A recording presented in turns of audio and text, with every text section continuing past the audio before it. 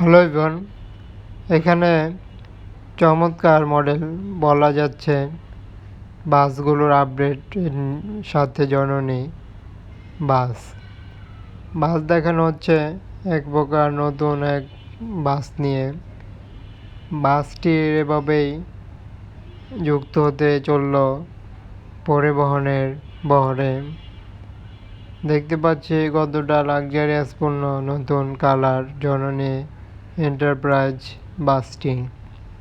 বাসগুলোর একটি নতুন কিছু দেখা যায়, তা হলো বাসগুলোর বডির যেই কালার সেইগুলো, এবং বাসটির রয়েছে একটি ব্যাকপার্টে লোগো, যেটি জননী বাস এসি বের করেছে ঠিক সেমনটি এই বাসটির লোগো ব্যাকপার্টে ইউজ হয়েছে।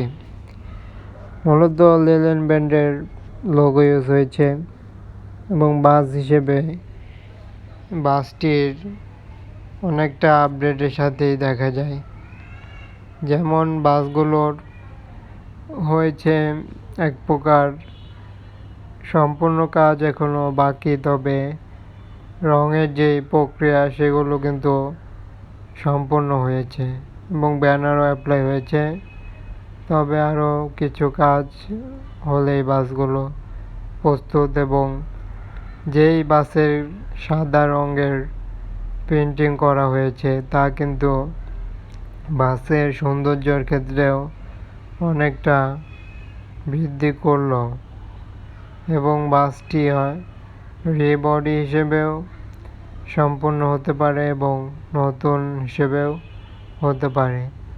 বাসটির সকল কিছু দিক দিয়ে রং করা হয়েছে এবং বাসটির সম্পূর্ণ নতুন হিসেবেই দেখা যাচ্ছে, এবং পরিবহনটি যে ব্যানার যুক্ত করেছে তা সম্পূর্ণ কিন্তু রং দিয়েই বাসটির ব্যানার হয়েছে, এবং পরিবহনটি জননী বড় করে ব্যানারগুলো অ্যাপ্লাই করলো, এবং পরিবহনটির এভাবে নতুন কালারটি কিন্তু দেখা যাচ্ছে।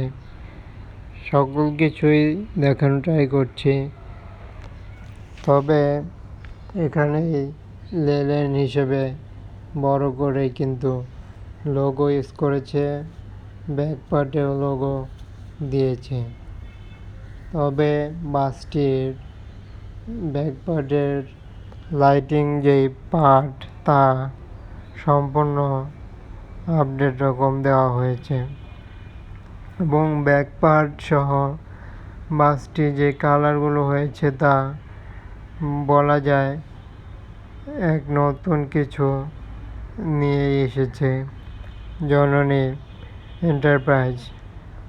বাসটির সাদা টাইপের কালারই বিশেষ করে দেওয়া হয়েছে, এবং পরিবহনটির নন এসির একটি আপডেট দেখতে পাচ্ছে, এবং বাসটির সম্পূর্ণ কিছু চ্যানেলটিতে তুলে ধরার ট্রাই করছি। এই কারণে পরিবহনটির দেখতে পারলাম যে বাসগুলো সম্পূর্ণ প্রক্রিয়ায় নতুন ডিজাইনে নতুন কালারে কীভাবে হলো। বাসটির জননী এন্টারপ্রাইজ পরিবহন এভাবেই নতুন কিছু নিয়ে এসেছে। যাই হোক, বাসগুলোর যেমন হলো দেখতে পারলাম। চ্যানেলটি ফলো করুন, সাবস্ক্রাইব করে সাথে থাকুন যে কোনো বাস প্রতিনিয়ত পেতে, এবং যে কোনো মতামত কমেন্টে। সবাইকে অসংখ্য ধন্যবাদ জানিয়ে বিদায় নিতে হচ্ছে।